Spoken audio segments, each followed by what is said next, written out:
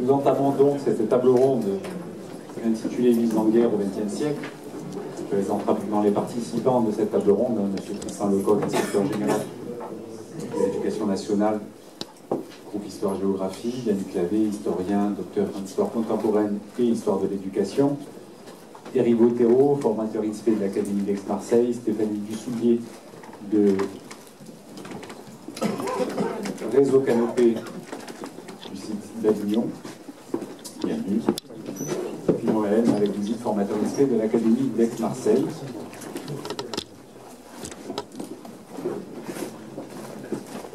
Donc pour lancer cette table ronde, je vais partir d'une simple question. Est-ce que vous pouvez, notamment M. Tristan Lecoq, nous donner quels sont les éléments scientifiques et historiographiques autour de la notion de sortie de guerre, s'il vous plaît.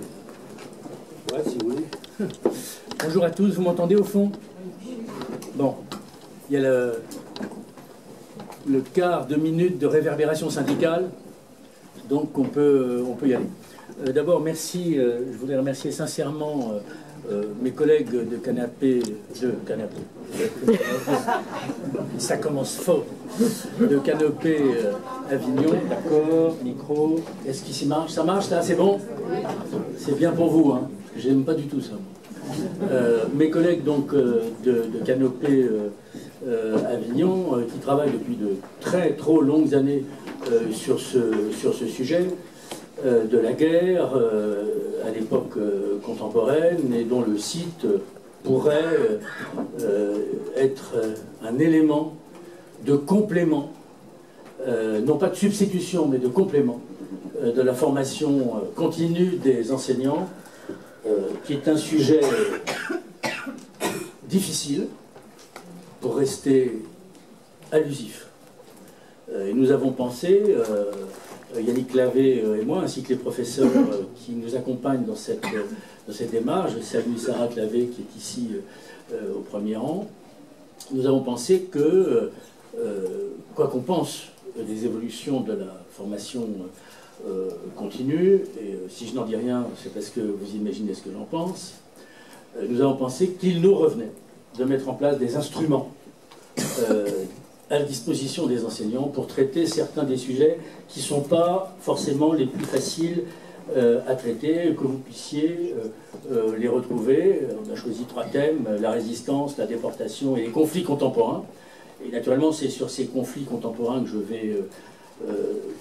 c'est ça que je vais évoquer maintenant, sur ce thème des sorties de guerre. Alors, je le ferai, si vous le voulez bien, à partir naturellement de mon expérience et de ma mission à l'inspection générale d'histoire et géographie, puisque j'ai comme mission l'enseignement de la défense et de la sécurité nationale, par ailleurs l'enseignement de la mer également, ce que je fais aussi comme capitaine de vaisseau de la réserve opérationnelle de la marine nationale, mais je le ferai aussi ayant dans ma carrière assisté et non pas participé à différentes sorties de guerre, à la fois comme officier dans mes jeunes années d'officier de marine, mais aussi quand j'étais au cabinet du ministre des Armées entre 1993 et 1995, et où le thème des sorties de guerre était un thème en plein conflit yougoslave, qui évidemment nous préoccupait considérablement, et donc j'ai là-dessus une expérience de quelqu'un qui était en bout de table, hein, mais comme la table était peu garnie, l'expérience était d'autant plus forte. Je me suis retrouvé également dans une situation particulière comme adjoint du secrétaire général de la Défense nationale, qui est l'organisme auprès du Premier ministre chargé de la coordination des politiques de défense et de sécurité nationale, en particulier au moment des opérations dans les Yougoslavie, s'agissant en particulier des opérations de 1999, qui sont un tournant important. Les hasards de l'existence, mais n'allez pas penser qu'à chaque fois que je me trouve quelque part, il y a un conflit, et qu'on essaie d'en sortir, parce que, je veux dire, même si, pourquoi pas, je me suis retrouvé au cabinet du Premier ministre, pas du tout chargé de ces questions-là, entre 2005 et 2007, mais j'ai assisté à quelque chose de tragique et d'intéressant, qui est la guerre de 2006, et en particulier la question, qui est une question liée à notre problématique, de ce qu'ont fait des civils, et singulièrement des civils étrangers au conflit, et en particulier, là, c'était les Français qui étaient au Liban, pour lesquels il y avait des choses qui nous ramènent à la situation d'aujourd'hui.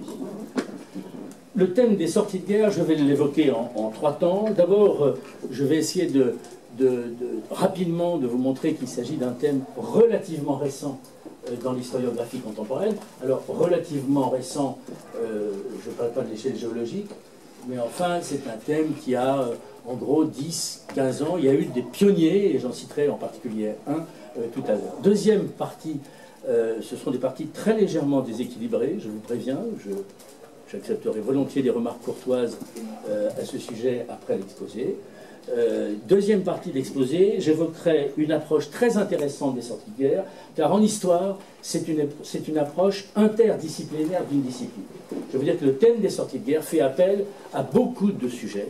C'est de l'histoire militaire, naturellement, c'est de l'histoire diplomatique, ça va de soi, mais c'est aussi de l'histoire sociale, c'est de l'histoire économique, c'est toute une série de sujets qui peuvent faire appel, et c'est ça aussi qui est intéressant pour nous, appel à d'autres disciplines. Nous avons naturellement l'habitude, nous historiens, de faire appel aux sciences auxiliaires, comme la géographie, mais là, nous avons un champ de disciplines que l'on peut pratiquer qui est beaucoup plus important. C'était une petite plaisanterie pour mes amis géographes. Comme vous le savez, dans l'école que Yannick et moi-même avons fréquenté, nous préparions les 2 allégations, ce qui fait que nous n'avons aucun problème pour en parler. Et troisième point, je prendrai quelques exemples dans l'histoire contemporaine pour éclairer cette question des sorties de guerre. Alors d'abord, c'est un thème récent des 15-20 dernières années. Pendant très longtemps, on ne s'est préoccupé, au fond, que de l'entrée en guerre. Et si vous me permettez cette remarque, l'entrée en guerre, c'est pas ce qu'il y a de plus compliqué.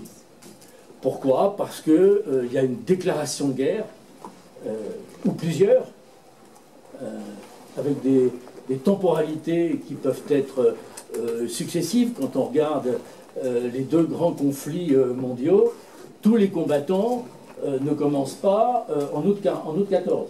Il y en a qui se rajoutent, il y en a qui s'enlèvent. Lorsque la Roumanie entre en guerre, par exemple, en 1915, Philippe Berthelot, qui est le directeur de cabinet du ministre des Affaires étrangères, a cette réflexion qu'il confie à Paul Morand, qui est à l'époque un jeune attaché: un allié de plus, tant pis. Donc il y a aussi cette question qui est très politico-diplomatique, de la manière dont on entre en guerre. Et il y a des marqueurs qui sont des marqueurs politiques, qui sont des marqueurs... merci beaucoup, madame. Qui sont des marqueurs militaires. Alors, attention à l'entrée en guerre, parce que l'entrée en guerre, elle se marque, oui ou non. Aujourd'hui, et c'est la grande différence avec les 2 grands conflits mondiaux, et c'est aussi la grande différence qu'on commence à sentir pendant la guerre froide. Aujourd'hui, ce que je dis est valable pour le 19e siècle, évidemment pour le 18e, pour le 19e, pour le 20e. Au 21e siècle, la notion même d'entrée en guerre est très particulière. Si l'on prend le Proche et le Moyen-Orient, parce qu'il faut parler aussi de choses actuelles, depuis 1918, les périodes de paix sont plus courtes que les périodes de guerre. On peut même dire que depuis 1918, c'est-à-dire depuis la fin de l'Empire ottoman, depuis la période des mandats, depuis la période des premières migrations de population, le Proche et le Moyen-Orient n'ont pratiquement jamais cessé d'être en guerre, ouverte ou couverte. Aujourd'hui, on voit un conflit, parce qu'il faut appeler les choses par leur nom, entre 2 États, l'État d'Israël et l'Iran, sans déclaration de guerre. Donc même l'entrée en guerre doit faire l'objet d'une attention, me semble-t-il, particulière, parce que quand nous enseignons ces sujets, nous avons peut-être l'habitude de le faire de manière simple. Et nous devons, devant nos élèves, puisque au fond, c'est bien de ça qu'il s'agit, notre seule fidélité, ce sont fidélité et finalité, ce sont les gens que nous avons en face de nous et qui nous sont confiés en tant que nous exerçons face à nos élèves une partie de la puissance publique. Et nous ne devons jamais l'oublier. Et donc nous devons aussi enseigner ça dans leur complexité, montrer que les choses sont complexes. Et c'est le cas des entrées de guerre, des sorties de guerre, de la ville et des thèmes qui nous réunissent. Et c'est ce qui nous lie aussi tous sur ce projet. Nous avons fait, en quelque sorte, nous avons pris l'engagement d'enseigner la complexité dans sa complexité. Et ça peut être utile à nos élèves qui, on peut le comprendre, sont happés par un monde excessif et souvent simple. Donc les entrées en guerre elles-mêmes sont revues parce que sur ce sujet, c'est vrai, il y a beaucoup de thèmes sur l'entrée en guerre. Enfin, quand vous regardez l'entrée en guerre bien connue des Allemands en Pologne en 1939, ça vient d'une espèce de camouflage, de simulacre, d'incidents de frontières complètement montés de toutes pièces le 1er septembre 1939, l'entrée en guerre ayant lieu 2 jours après. Mais même ça, c'est pas simple. Lorsque l'ambassadeur de France, Coulondre, qui a succédé à André-François Poncet en octobre 1938, lorsque l'ambassadeur de France en Allemagne vient porter la déclaration de guerre de la France, il y a en même temps un débat à la Chambre des députés. Et à la tribune, c'est le président du Conseil de l'époque, qui est aussi ministre de la Défense nationale et de la guerre, Édouard Daladier, qui demande, je cite, « les crédits nécessaires pour faire face à la situation internationale ». Le mot de guerre n'est pas prononcé. Tout ça est révélateur, bien sûr, d'un état politique, d'un état social, d'un état mental, intellectuel. Mais nous devons avoir aussi cette idée que, au fond, l'entrée en guerre elle-même, c'est pas aussi simple. Et puis, quelle entrée en guerre? Terrestre? Aérienne? Maritime? Donc, l'ensemble des champs doivent être considérés relativement, parce que tout ça, la façon dont on entre en guerre, conditionne la sortie de la guerre. Ça, c'est la première série de réflexions que je voulais vous faire à ce stade. Deuxième partie, c'est une approche, si je puis me permettre, l'approche des sorties de guerre est une approche couvrante.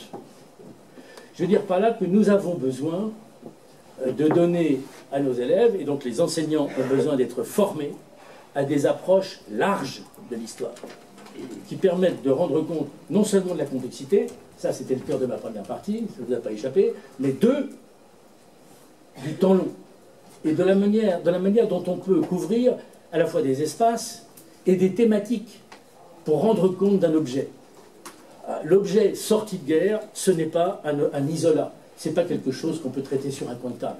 Ça oblige à faire venir toute une série de raisonnements, toute une série d'approches historiques qui rendent le sujet à la fois complexe et vivant et humain, parce que c'est aussi un point sur lequel voilà. Sortir de la guerre, c'est l'après-guerre. L'après-guerre, c'est pas l'avant-guerre. Donc tous ces domaines doivent être étudiés. Parmi les ouvrages, je pourrais en citer pas tant que ça, je pourrais en citer quand même quelques-uns. Il y a un ouvrage, tenez, merci camarades. Je dis camarades, pas parce qu'on a fait la même école. Ne vous trompez pas.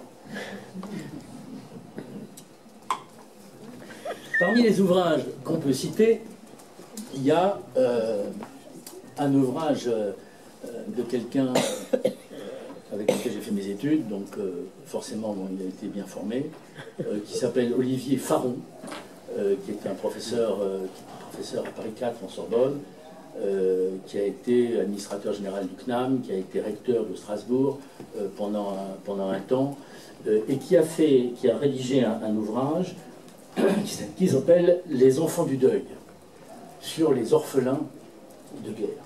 Pourquoi est-ce que je cite cet ouvrage? Je pourrais citer des ouvrages d'histoire militaire ou maritime, puisque c'est mon domaine, parce que le thème des orphelins de guerre, qui traite des orphelins de la Grande Guerre, est un thème qui réunit tout. C'est un ouvrage d'histoire militaire, il faut comprendre pourquoi il y a tellement d'orphelins. C'est un ouvrage d'histoire sociale, il faut savoir ce que deviennent ces jeunes gens qui n'ont plus de père. Je rappelle qu'il y a eu 1 300 000, 400 000 morts, et qu'il y a par conséquent des centaines de milliers d'orphelins. C'est pas difficile, les photos qu'on voit de l'après-guerre de 14, ce sont des femmes en deuil, y compris ce qu'on appelle les veuves blanches, c'est-à-dire les femmes qui devaient se marier et qui ne se sont pas mariées, que la guerre, en quelque sorte, a fauché par prétérition. les orphelins et des vieux. D'ailleurs, il suffit de voir aussi les gouvernements de l'époque, sans vouloir comparer ce qui n'est pas comparable. C'est un gouvernement pour l'essentiel de personnes un peu âgées qui ont d'ailleurs perdu à la guerre des fils aussi. Donc, et le thème des orphelins de guerre permet de faire de l'histoire militaire, il permet de faire de l'histoire sociale, il permet de faire aussi, même si ça vous paraît un peu particulier, de relier ça à la question des destructions. Cette image de la veuve et de l'orphelin sur une tombe fraîchement creusée dans la Somme ou dans le Nord, ça c'est un exemple aussi qui est effectivement, me semble-t-il, marquant. Ce qui fait que, au fond, il faut une autre chronologie, il faut un autre espace et il faut d'autres objets. La guerre en 1914-1918, et c'est ce que montre cet ouvrage sur ces orphelins de guerre, elle frappe aussi bien les campagnes que les villes. C'est aussi un moment de bascule, alors que je rappelle qu'il faut attendre 1930 pour qu'en France, la population urbaine et la population des campagnes sont équivalentes, soient équivalentes, pardon. 1930, la veille de la guerre de 40, il me semble d'avoir déjà parlé de ça hier à des fanats des rendez-vous de l'histoire. Alors qu'en Angleterre, c'était 1850, l'équilibre. Donc la notion est extrêmement importante. Et ces orphelins, pour eux, on crée d'ailleurs des organismes particuliers, comme pour les blessés de guerre, comme pour les gazés. C'est le moment où on crée la loterie nationale. Par exemple, il y a tout un tas d'institutions qui se mettent en place. Il faut, d'une manière ou d'une autre, il y a les pensions des veuves de guerre qui servent à élever les orphelins de guerre. Les suites de la guerre, mesdames et messieurs, les suites de la guerre font que le budget de l'État, jusqu'en 1932, le budget de l'État français, à 50%, paye les destructions, les morts et les orphelins. Donc on a là, ça permet d'ouvrir sur des champs pour nos élèves qui sont très intéressants, naturellement. L'approche est extraordinairement humaine, elle est souffrante, parce que les élèves ont aujourd'hui, c'est pas le cas il y a 20 ans, 30 ans, 40 ans, il faut incarner ces choses. Et il y a des histoires d'orphelins en même temps qu'on peut dire, qu'on peut décrire et qui nous conduisent assez loin. La question qui est aussi extrêmement intéressante, c'est celle de la date de la sortie de guerre. Puisque on nous reproche beaucoup, et quelquefois d'une manière stupide, de ne pas tenir compte dans nos cours de la chronologie. Chacun sait ici que manifestement les gens qui disent ça sont les gens qui ne regardaient ni les programmes, qui ne connaissent pas les enseignants, qui ne connaissent pas le monde de l'enseignement. Et donc, à l'égard des gens qui nous disent qu'on ne fait pas assez de chronologie dans les classes, je vous rappellerai ce que disait Chateaubriand: il faut économiser son mépris en raison du grand nombre des nécessiteux. Et donc la question de la chronologie de la sortie de guerre, la question de la chronologie de la sortie de guerre est extrêmement intéressante. Quand commence la sortie de guerre et quand s'achève-t-elle? Est-ce que la sortie de guerre commence le 11 novembre 1918? Ah, ça c'est très intéressant, parce que ça c'est une sortie de guerre française. Est-ce que la sortie de guerre commence avec les traités de la région parisienne? Ah, voilà qui est aussi intéressant, parce que là on est encore chez nous, si je puis dire. Ah bon? Dites ça aux Turcs ou aux Grecs. La guerre reprend jusqu'en 1923, avec l'incendie, jusqu'à l'incendie de Smyrne et au-delà, avec des déplacements de population. Dites ça aux Polonais et aux Allemands, en particulier en Silésie. Dites ça aux bolcheviks, pour lesquels la guerre s'arrête brutalement, et, si je puis me permettre, heureusement, sur les bords de la Vistule, grâce à l'armée polonaise, qui arrête le déferlement de l'armée rouge vers l'Europe libérale, au moins politiquement. Et donc c'est déjà un problème de dater cette sortie de guerre. Alors plutôt que d'essayer de la dater, il faut poser la question, montrer qu'il y a des sorties de guerre compliquées au plan chronologique, au plan des espaces, au plan des États, au plan des armées, et montrer que tout ça est compliqué. Qu'on peut et qu'on doit poser la question, et au fond, que comme le dit le Talmud, la réponse est le malheur de la question. Mais il faut la poser. Parce que poser la question intelligemment pour nous, c'est mieux que de donner une réponse stupide et définitive.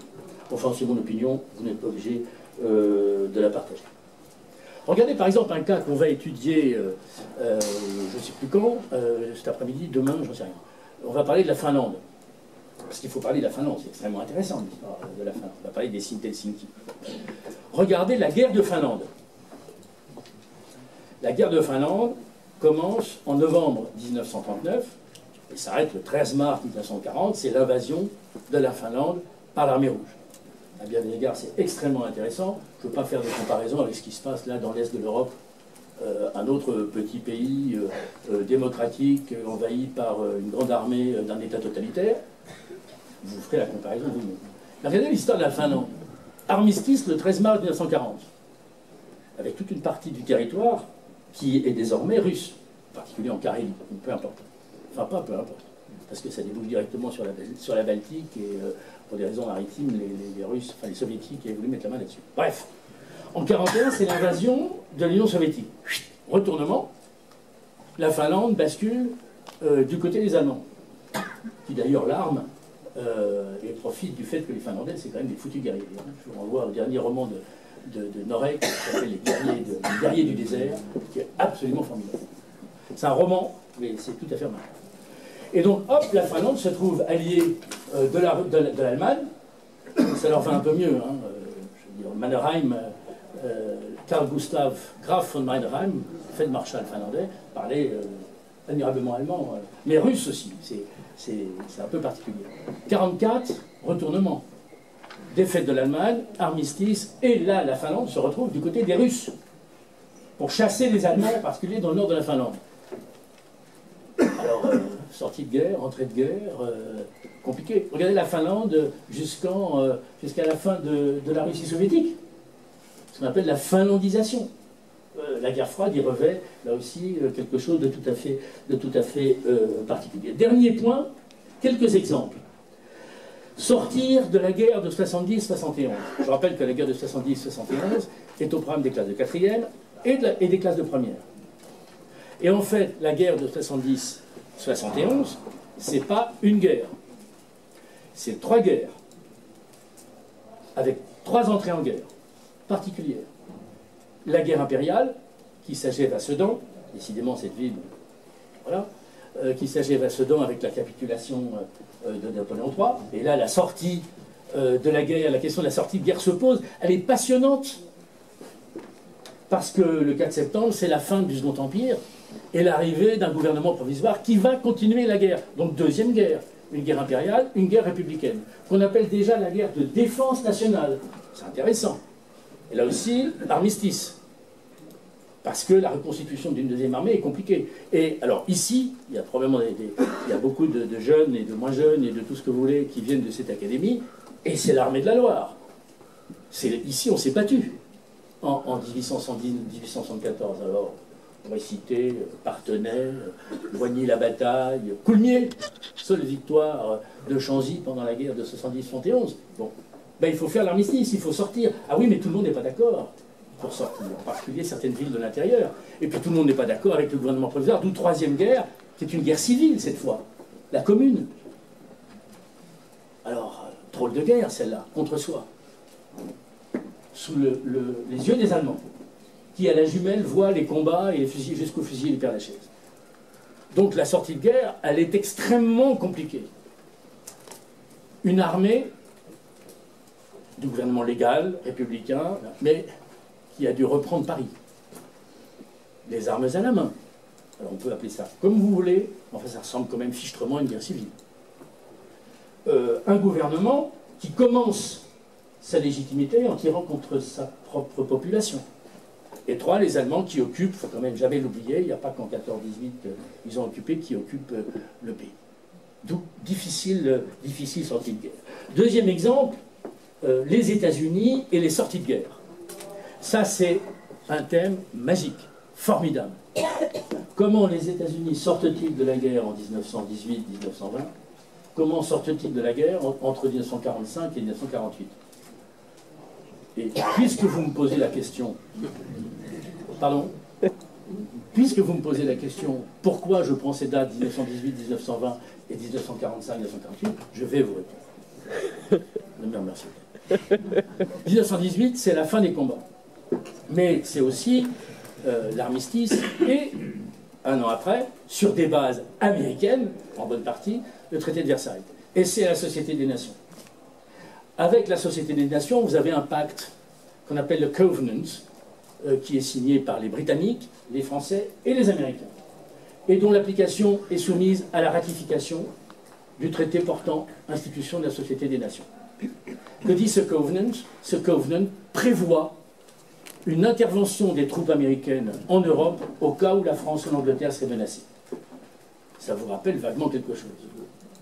Dans quel état est l'armée américaine à l'époque?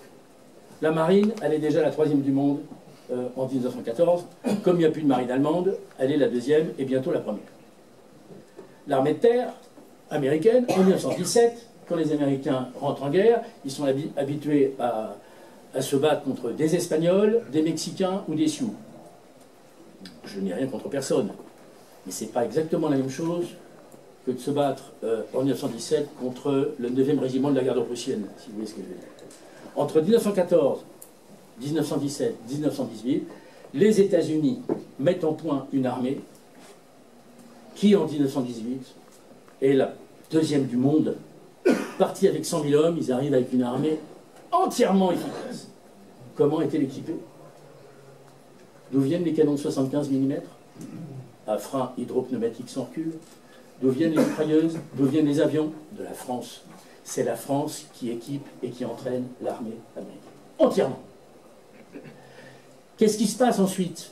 En 1920, c'est un renversement politique aux États-Unis, et aux États-Unis, le Sénat joue un rôle extrêmement important en matière de politique extérieure et militaire, et au Sénat, un sénateur, Henry Cabot Lodge, emmène le Sénat pour voter contre la ratification du traité de Versailles. Et donc, du Covenant, de ce traité qui engageait les États-Unis automatiquement. Les États-Unis se retirent, fidèles en ça, au fond à l'isolationnisme américain, à la doctrine Monroe de 1823, etc., etc. L'après-guerre commence mal. La sortie de guerre commence très mal. La situation est complètement différente en 1945-1948. En 1945, les Américains sont la seule superpuissance maritime, mais cette fois, ils font face à une superpuissance continentale. Il ne faut quand même pas oublier, je veux dire que c'est quand même l'armée rouge qui a cassé les reins à la Wehrmacht à Stalingrad. Il ne faut jamais oublier ça. Les communistes français, d'ailleurs, le savent bien en 1945. Et donc, les Américains se rendent compte que là, la guerre froide s'ouvre en 1947, là, les choses changent. Ils sont une hyperpuissance. Ils n'ont pas accepté leurs responsabilités en 1918-1920. Ils les prennent. Et pourquoi 1948? Parce que c'est l'année où un sénateur démocrate, alors que Cabot Lodge était républicain, qui s'appelle Vandenberg, fait voter au Sénat une résolution qui autorise et qui encourage l'intervention des Américains dans un conflit européen en cas de menace sur les alliés européens. Et bien, entre 1948 et 1949, il y a le 4 avril 1949, c'est la création, la signature du pacte atlantique. Et donc vous voyez comment les deux si on a un peu de sens historique, la comparaison entre les deux sorties de guerre, y compris devant nos élèves, est absolument intéressante et permet de miroiter, je suis désolé, enfin je ne suis pas désolé du tout, sur des remarques extrêmement contemporaines. Aujourd'hui aux États-Unis, qui est démocrate, qui est républicain, qui penche pour assumer les responsabilités de puissance en Europe, qui pense le contraire. Je ne vais pas aller jusqu'à faire du très très contemporain, mais après tout, puisqu'on a choisi de le faire, on peut le faire. Quelques minutes rapides encore. Regardez les sorties de guerre, toute la période qui va de la destruction, on peut même parler de la construction, de la destruction et de la reconstruction des villes. Je vais donner un exemple très personnel. Je suis havrais depuis des générations. J'ai même été maire adjoint de ma ville il y a quelques années. Le Havre, en septembre, est en bonne partie détruit. De la gare à la mer, il n'y a plus rien, sur 2 kilomètres. Avec quelques 2000 morts, sur 20 000 morts civils, pendant toute la campagne de Normandie, entre juin 1944 et août. Donc c'est un traumatisme de la guerre, traumatisme particulier sur la ville. Après ce traumatisme, alors la sortie de guerre est tout à fait considérable. Mon grand-père, qui était pharmacien au Havre, lorsqu'il sort de la cave des bombardements, ne sait plus où est sa maison, puisque comme tout est rasé, il y a même plus on ne peut plus s'orienter. C'est quelque chose d'extrêmement intéressant. Et la sortie de guerre est à la mesure. Pourquoi? Parce qu'en plus, la ville reconstruite est une ville qui n'a rien à voir avec la ville d'avant. Moi qui vous parle, qui suis d'une génération bientôt hors de la vie active, je suis allé à l'école maternelle, au Havre, jusqu'en 1965, dans des baraquements. Et cette ville nouvelle qui a surgi, la ville d'Auguste Perret, la ville très particulière, c'est Chicago-sur-Seine, si vous voulez, c'est une ville qui fait porter au fond la sortie de guerre très loin. Aussi loin que les générations peuvent transmettre des mémoires concurrentes. C'est sur cet exemple que je voulais terminer. Naturellement, il y a une historicisation des sorties de guerre. Mais il y a aussi cette question importante de la mémoire ou des mémoires des sorties de guerre. N'oublions jamais, mes chers collègues, n'oublions jamais que la mémoire ne s'enseigne pas. La mémoire est un objet d'histoire. La mémoire, c'est comme le témoin et comme le document. Ça se questionne. Mais pour nous, c'est donc aussi un objet de questionnement. Je vous remercie.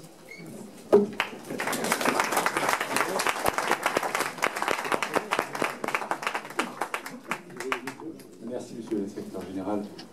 Monsieur Clavé, comment définirez-vous en général, en particulier de la ville de Marseille, la notion de post-conflit? Merci. Bonjour à tous, mesdames et messieurs. Alors, je voudrais d'abord revenir sur la notion de sortie de guerre qui a été brillamment présentée par mon prédécesseur.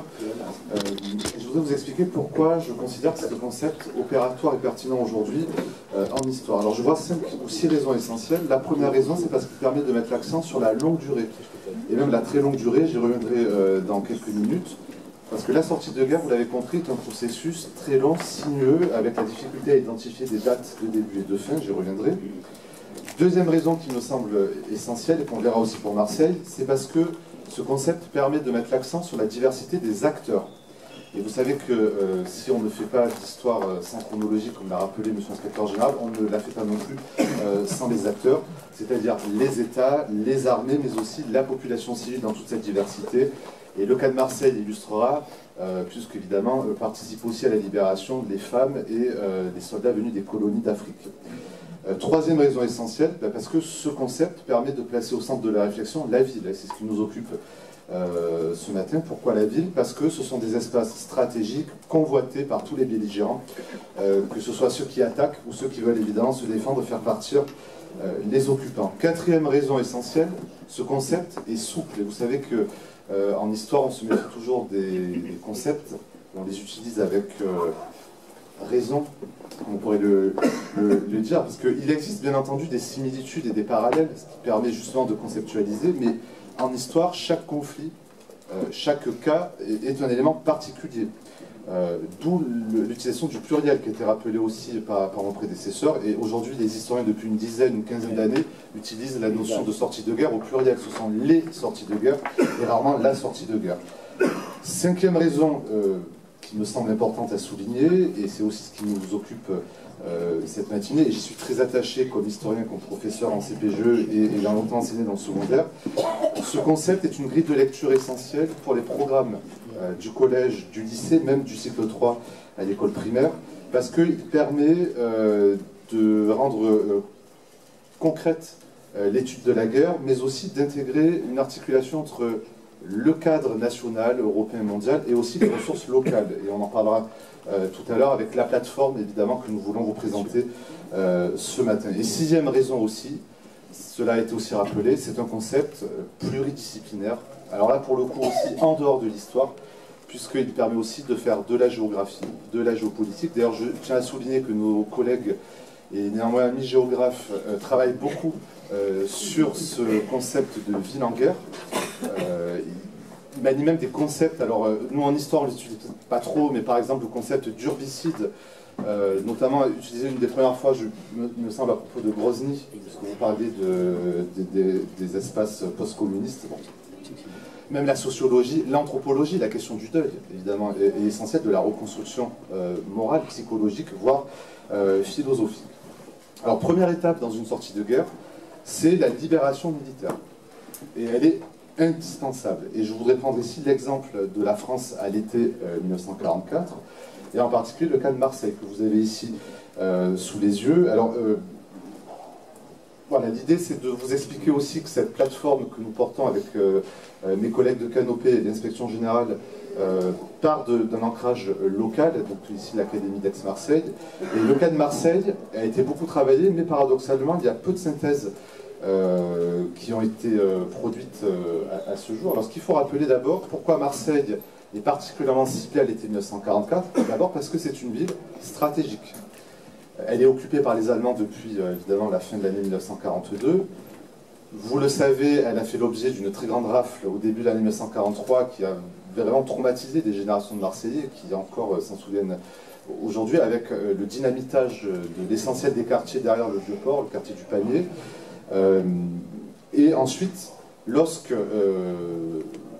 vont arriver évidemment les préparatifs du côté des alliés anglo-saxons, Marseille va faire l'objet, comme une large partie de la Provence, de bombardements stratégiques.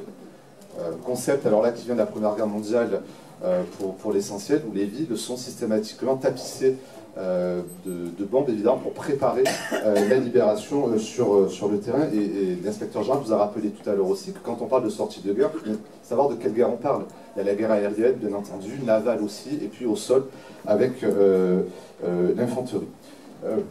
Et donc, comme je le disais, deuxième aspect pour Marseille, c'est la pluralité d'acteurs. Alors, je pense que sur les autres diapositives, j'ai mis quelques... Alors là, on peut passer... Alors oui, là, c'est simplement pour rappeler, alors peut-être le troisième point que j'avais indiqué, c'est la diversité des échelles temporelles. On avait parlé de longue durée, et une libération de ville comme Marseille s'inscrit dans pour reprendre la trilogie de Braudel que vous connaissez, dans les trois temporalités, le court terme, le moyen terme et la longue durée. C'est-à-dire que la libération de Marseille, elle est pensée bien avant 1944, et elle est intégrée aussi au projet global porté pour l'essentiel par les États-Unis, de libération de l'Europe et de marche vers l'Allemagne.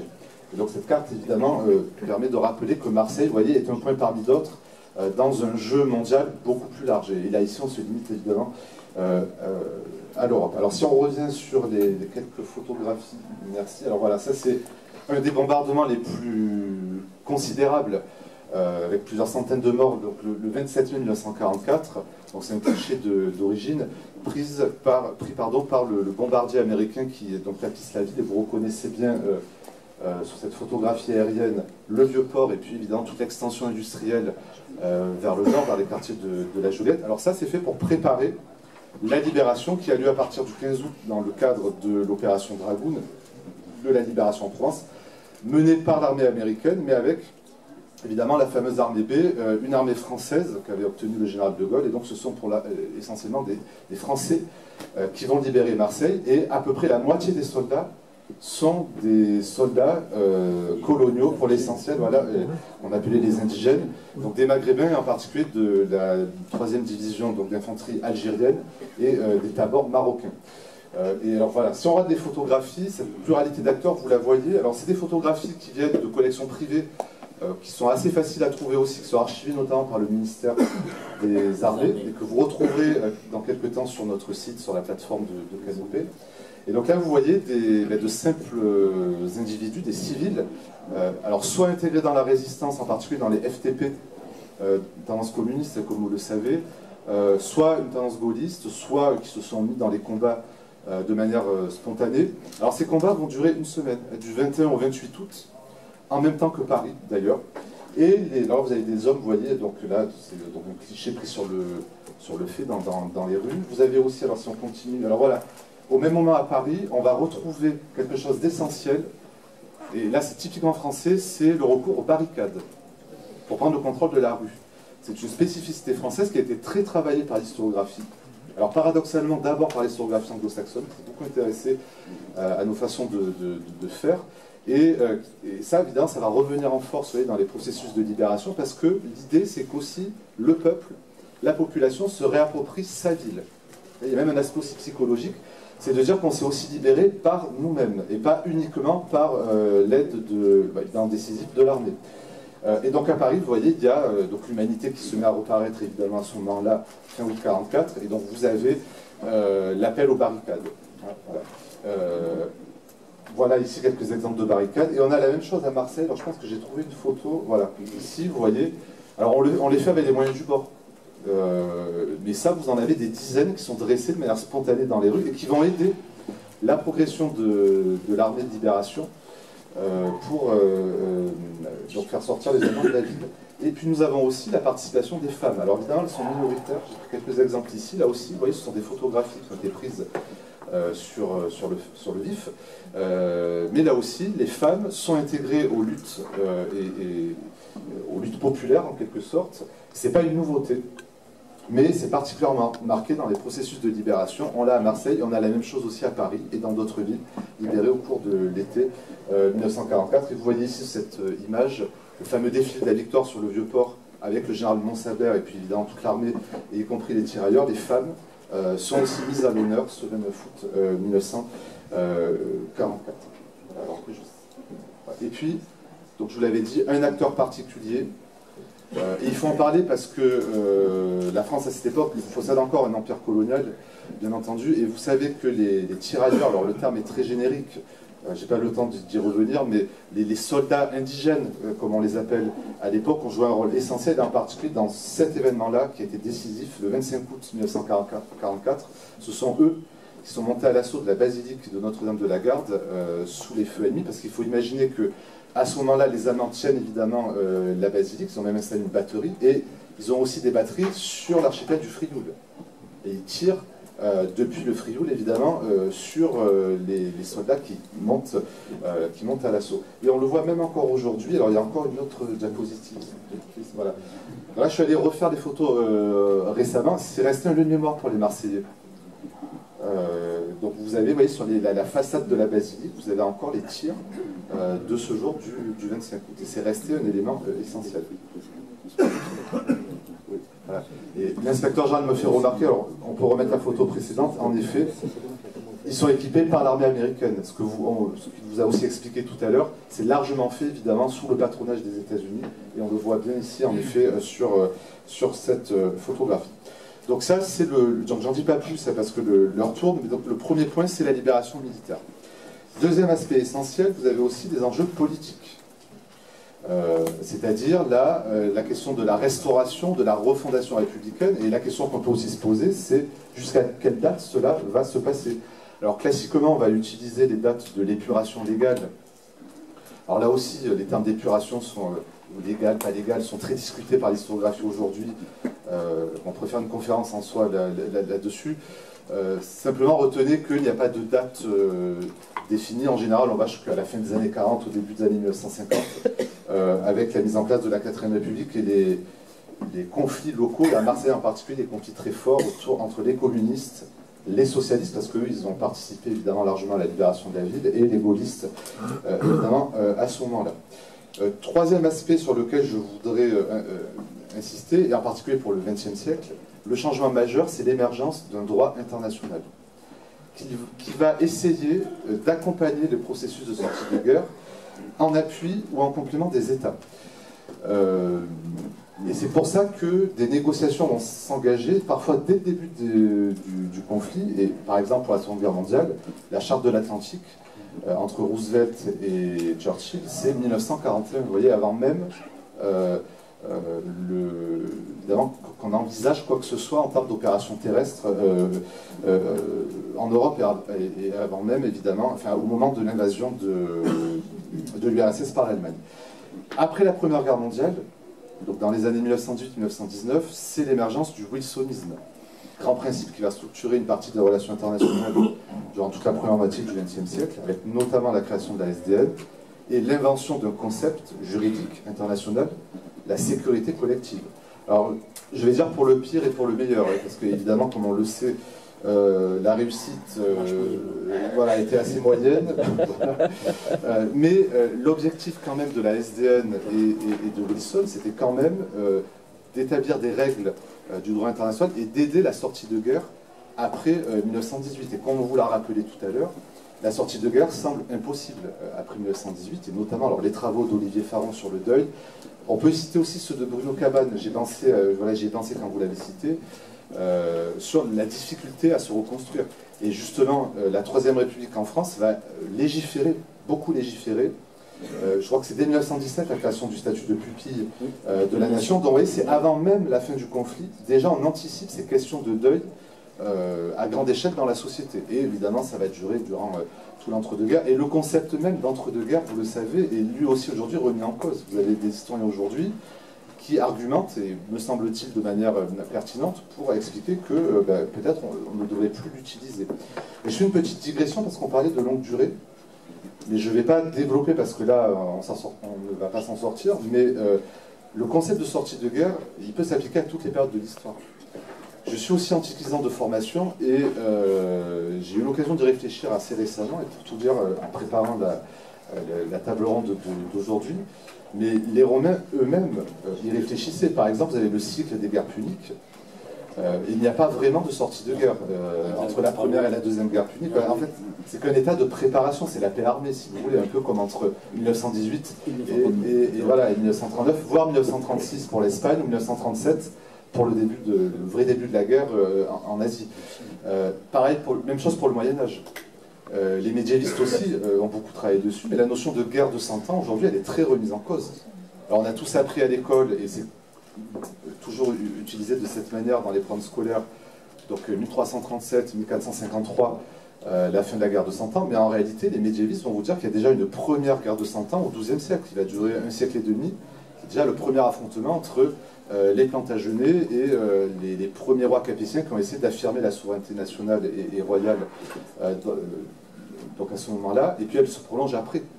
1559, c'est plus d'un siècle après la paix du Cateau-Cambrésis, où les Anglais seront défaits. Mais il faut imaginer qu'ils sont restés sur le sol français jusqu'à cette date, et même encore après, par d'autres manières. Donc, et puis après, il y a évidemment l'affrontement franco-britannique, voilà, c'est ça, qui va durer jusqu'au XVIIe siècle, et ça reprend au XVIIIe, et les guerres de la Révolution et de l'Empire, jusqu'à Waterloo en fait. Donc, vous voyez, donc c'est pour ça que c'est intéressant ces concepts. Vous voyez, intellectuellement, je trouve que c'est très intéressant d'y réfléchir, et quand on est chercheur, et quand on est professeur ou étudiant. Autre aspect dans la sortie de guerre à prendre en compte, c'est le changement social. Au XXe siècle, les sorties de guerre sont des facteurs d'accélération du changement social, et les villes deviennent des laboratoires du changement social. Ce n'est pas un hasard si, après 1918, voire dès 1917, et après la Seconde Guerre mondiale, vous avez en France de très grandes vagues de grève. On l'a oublié, mais par exemple en 1917-1918, il y a eu des dizaines de milliers de grèves, avec des appels à la grève générale lancés notamment par la CGT, qui ont été très suivis en région parisienne. Et à cette époque, le chef du gouvernement, c'est Clémenceau.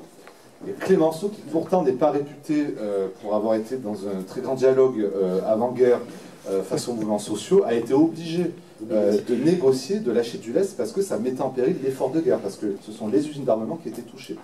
Mais ça a permis d'obtenir des avancées sociales. 1919, c'est la fameuse journée de 8 heures qui était revendiquée depuis sa création, donc depuis plus de 2 décennies, par la CGT. Et bien sûr, vous le savez, après la Seconde Guerre mondiale, c'est l'application du programme du CNR, la sécurité sociale, etc. Mais je pourrais élargir ma réflexion à d'autres aires géographiques. On a aussi des avancées sociales en Europe de l'Est, en Asie, après les sorties de guerre. Et puis, comme l'a rappelé mon collègue, aujourd'hui, on va aussi utiliser la notion de post-conflit. Alors, vous trouverez un article sur la plateforme que va vous présenter tout à l'heure ma collègue, mais aujourd'hui, même les institutions internationales comme l'ONU, les spécialistes en géopolitique, utilisent de plus en plus la notion de post-conflit. Alors pourquoi? Parce que la notion de post-conflit souligne le fait que on va se trouver désormais dans un entre-deux, c'est-à-dire c'est ni vraiment la guerre, enfin, c'est plus officiellement la guerre, il y a eu parfois même un traité de paix, mais c'est pas encore la paix. Pourquoi? Parce qu'aujourd'hui, la majorité des conflits sur la planète ne sont plus des conflits classiques interétatiques, mais des conflits intra-étatiques, c'est-à-dire des guerres civiles. Et avec en plus une pluralité d'acteurs. Et parfois, les situations sont tellement inextricables que le retour à la paix est durablement compromis. Et on vous a parlé tout à l'heure du Proche et du Moyen-Orient. Et évidemment, malheureusement, si on regarde depuis 1918, il n'y a pas eu beaucoup de périodes de paix. Et on en vient aujourd'hui à se demander comment on va un jour s'en sortir. Parce que vous voyez bien le nombre d'acteurs qui ne cessent d'intervenir, parfois en jetant de l'huile sur le feu, et qui ruinent évidemment tous les efforts. Et on se souvient que dans les années 1990, 1900 et 2000, il y a eu beaucoup d'espoir. Il y a eu beaucoup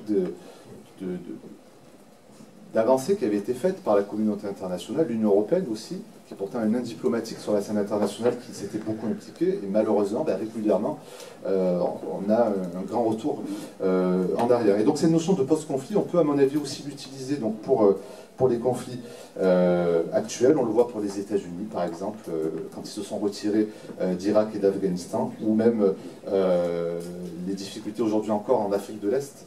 On n'en parle pas beaucoup dans les médias, mais c'est toujours très compliqué, en Somalie, par exemple. Et puis, la question des réfugiés est centrale, elle a toujours été.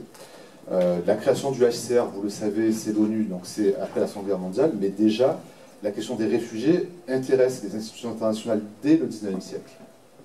Et surtout, bien entendu, après la Première Guerre mondiale, puisque on vous a parlé tout à l'heure des traités de la région parisienne. Évidemment, les traités impliquent entre autres des redécoupages de frontières et donc des déplacements forcés de population. Et encore aujourd'hui, la question des réfugiés est source de tension, puisque les traités peuvent rajouter de nouvelles difficultés, puisque déplacer des masses de population va entraîner potentiellement le bouleversement des équilibres politiques, des questions économiques et sociales autour de politiques de discrimination, de ségrégation qui peuvent se poursuivre en temps de paix.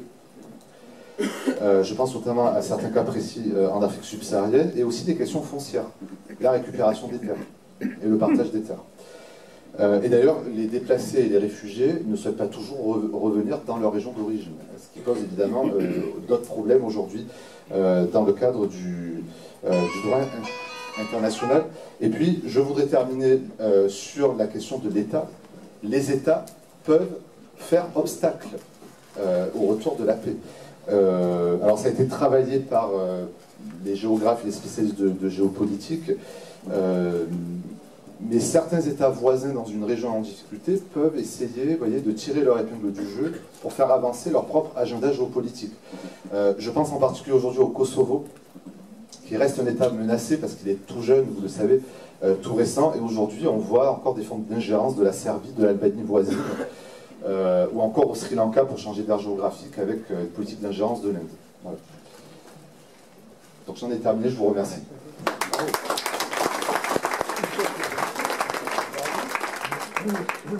Merci, on vous a parlé plusieurs fois d'une plateforme, donc on va essayer de découvrir un petit peu cette plateforme. Eric Bottero, est-ce que vous pouvez nous présenter rapidement un peu l'historique de la création de cette plateforme? Vous avez parlé de formation continue dans les propos introductifs. Je vais peut-être plus vous parler de formation initiale, et voire même avec le plaisir de vous rencontrer aujourd'hui, de formation tout au long de la vie, qui était un peu le leitmotiv de la mise en place de cette plateforme. Alors cette plateforme, elle a vu le jour il y a à peu près une dizaine d'années, si on remonte dans son historique, avant d'avoir sa matérialité sur le net, comme vous avez peut-être déjà pu la consulter au fur et à mesure qu'apparaissaient les propos de chacun. Cette plateforme, elle a une origine qui, en formation initiale, questionnait nos professeurs des écoles dans le cadre du master, là en l'occurrence sur le site de l'INSPE d'Aix-Marseille en Avignon, pour savoir comment trouver des ressources scientifiques fiables. Et je pense que voilà, les apports initiaux de cette table ronde s'inscrivent tout à fait dans la logique d'une nécessité impérieuse que d'avoir de la ressource scientifique fiable pour pouvoir construire son enseignement ou son jugement. Ces préoccupations d'enseignants débutants ou en formation questionnaient aussi ce que peuvent être ces questions socialement vives et savoir comment les aborder. Savoir comment, lorsque l'on est dans le premier, mais aussi dans le second degré, trouver des ressources qui pouvaient voilà, être un petit peu différentes de ce que les manuels pouvaient proposer. Et donc, fort de toutes ces interrogations-là, a été construit ce projet. Projet où plusieurs partenaires sont apparus. Un partenaire de choix d'abord, qui était celui des archives départementales de Vaucluse. Et je crois que là encore, on oublie parfois ce que peut être la richesse exceptionnelle de ces fonds d'archives pour y trouver des documents remarquables et faire prendre conscience, là encore, à nos étudiants en formation ou à nos élèves, ce que peut être la place de l'archive dans le travail de l'historien, mais aussi la place de l'archive comme étant un enjeu, et un enjeu fort de conserver voilà, ce qu'ont été des traces qui peuvent sans cesse être remises en cause. Donc le premier élément de ce partenariat, en plus de l'INSPE, a été les archives départementales, et puis de manière somme toute logique, lorsqu'on a voulu donner une dimension numérique permettant la diffusion de ce support, c'est vers nos collègues de Réseau Canopé que nous nous sommes tournés. Donc cette plateforme, elle reprend une certaine logique que vous allez peut-être découvrir. La finalité de ce temps d'échange et de présentation avec vous n'était pas de vous faire vivre la plateforme. Les documents à disposition sont présents ici et vous les retrouvez aussi sur le site de la journée académique de la pédagogie qui a eu lieu sur Aix-Marseille, parce que il nous semblait voilà, fondamental de trouver une structuration qui permette une entrée pour le tout un chacun sur de la ressource scientifique fiable, et ensuite des possibilités de collaborer à cette plateforme-là, j'allais dire quel que soit l'endroit où vous vous trouvez, et vous allez découvrir son fonctionnement qui associe certes une place de choix aux documents historiques à de la cartographie, pour pouvoir, là encore, y travailler avec ses élèves, y travailler dans le cadre d'une formation, ou tout simplement parce que ces mémoires familiales, là aussi, pourraient tout à fait y être associées, déposer des documents qui auraient un lien avec, voilà, avec les thématiques abordées. Donc, un fondement scientifique, des ressources qui peuvent là aussi témoigner d'une autre manière de faire l'histoire, et puis, et c'est peut-être là encore la transition, des possibilités pour voilà, travailler, questionner, rechercher, amender cet espace collaboratif qui, voilà, comme la vitrine, est encore en cours de construction et qui n'a de cesse, année après année, de s'enrichir de propositions. Merci. Je vais donner tout de suite la parole à Mme Dussoulier du réseau Canopé 84 qui va nous présenter rapidement cette plateforme. Oui, rapidement, hein, simplement pour vous montrer comment cette ressource pédagogique elle a été pensée et qu'elle permet de faire le lien entre les différents fondements scientifiques que nous ont présentés mes collègues et les différentes mises en œuvre pédagogiques que vont détailler ensuite mes autres collègues là. Donc la plateforme, elle s'organise sous forme d'onglets dans lesquels vous allez retrouver soit des supports scientifiques, soit des supports didactiques pour pouvoir engager des travaux avec vos élèves. Et je veux simplement vous montrer quand même une petite vision de cette plateforme-là, puisque le choix de représentation qui a été fait pour cette ressource, c'est une carte sur laquelle vous pouvez commencer à voir le cœur de la zone géographique dans laquelle a été amorcé le travail. Et l'objectif vraiment, ça va être de disséminer le plus possible ces actions pour enrichir la plateforme, d'où aussi l'aspect contributif et collaboratif qu'on a voulu mettre en œuvre dans ce projet. Donc vous voyez, hein, c'est surtout développé dans le sud de la France, aux alentours d'Avignon, mais on essaye d'élargir de plus en plus. Donc vous commencez à avoir des travaux sur la zone de Marseille, dans les Alpes de Haute-Provence, et puis aussi on envisage d'engager une initiative dans le Val d'Aoste sur la partie italienne. Voilà. Du scientifique, on va peut-être basculer sur la mise en place pédagogique, et comme tu parlais du berceau qui était un berceau avignonnais, on va se retrouver justement en Avignon. Allez, vous y êtes. Oui, merci. Alors je vais essayer de faire vite, hein, je sais que l'heure tourne. Ici, l'idée, c'était de se poser la question, un peu la question de la table ronde, c'est-à-dire la ville en guerre, ça représente quoi? Et nous, pour le cas avignonnais, nous avions finalement pas mal de sources qui nous permettaient de voir d'abord finalement une ville en 3 temps. Une première partie de la guerre, une drôle de guerre en ville là-dessus. Finalement, entre l'avant-guerre et l'après-guerre, où pendant la guerre, on n'a pas de différence notable, hormis sur le rationnement de la viande, qui apparaît le point essentiel à noter. On voit ici dans les représentations, notamment l'arrivée triomphale de Pétain le 10 octobre 1942, acclamée par la foule rue de la République et acclamée par les enfants au son du maréchal Louvois dans la cour du Palais des Papes en 1942. Et puis un tournant en novembre 1942 avec finalement le débarquement en Provence qui précipite la rupture de la ligne de démarcation et puis l'occupation par les Allemands du sud de la France là-dessus, et où la guerre et l'occupation deviennent une réalité pour les Avignonnais là-dessus. Et la dernière partie de la guerre, avec l'intensification du STO, qui emmène finalement les réfractaires à aller vers le maquis, qui sont exfiltrés via le Ventoux vers le Vercors, ici, et l'utilisation du maquis du Ventoux comme auxiliaire du maquis du Vercors pendant cette période-là. Et puisqu'on parlait tout à l'heure de sortie de guerre et de bombardement, on a exactement la même chose à Avignon, avec la même date qu'à Marseille, donc on est toujours en mai 1944, où un bombardement le 27 mai, où 350 tonnes de bombes déferlent, notamment dans le quartier de la Gare, ici, sur ce dépôt-là de la Gare, le dépôt de la Rotonde, ici, qui va être complètement détruit, les quartiers périphériques pulvérisés par les explosions, où on dénombre environ 500 morts directement sur les impacts là-dessus, et donc on a ces 3 périodes. Ce qui m'intéressait en termes de formation, c'est d'essayer de comprendre avec les étudiants, si on peut passer sur la slide d'après, c'est vraiment quoi une ville en guerre, ici dans le cadre avignonnais, particulier, forcément contextualisé, et on reprend l'idée de travailler à partir de sources locales, ici, et de documents d'archives, liés notamment à ce travail de collaboration qu'on vous a présenté avec les archives de Vaucluse et notre ami Laurent Carletti. Ici, on a travaillé sur, d'abord, si tu peux revenir rapidement sur la slide précédente, sur un document, un ensemble documentaire qui représente une figure féminine de la résistance, Yvonne Komornica, et qui a en soi déjà un destin extraordinaire.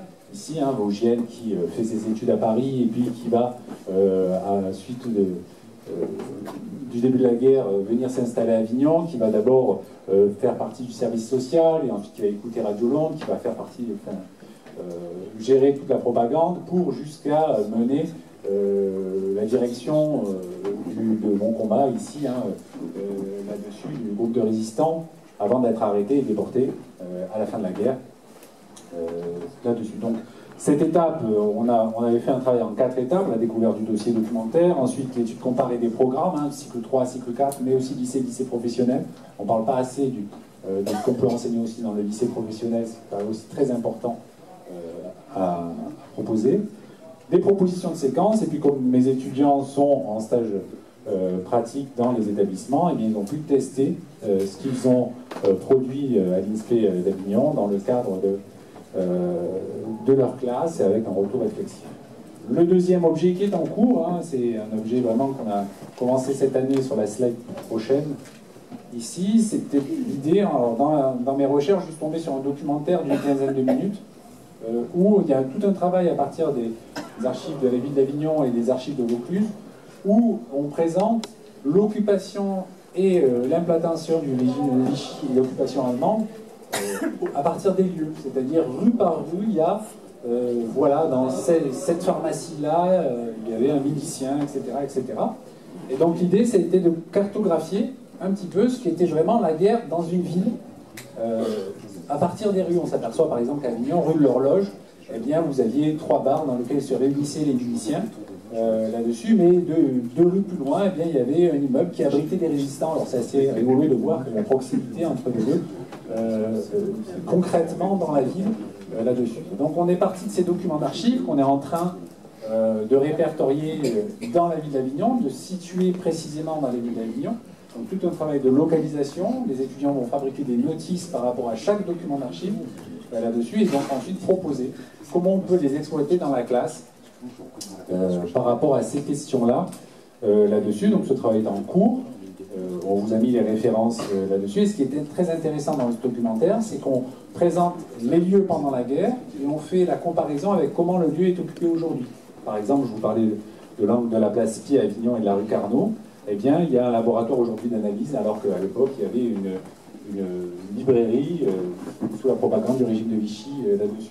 Donc c'est aussi intéressant, et dans le cadre d'élèves qui feraient leur scolarité à Avignon, eh bien, de voir ce lieu devant lequel je passe tous les jours, eh bien, finalement, quelle était son utilité pendant la guerre. Et donc, on est dans cette thématique-là et dans cette dynamique-là de cartographier. Et donc, nos étudiants, certains étudiants ont même utilisé ces éléments comme objet de leur mémoire de Master 2 pour présenter cette démarche. Je vous remercie. Je ne sais pas si on a le temps de prendre quelques questions dans la salle. S'il y a des questions.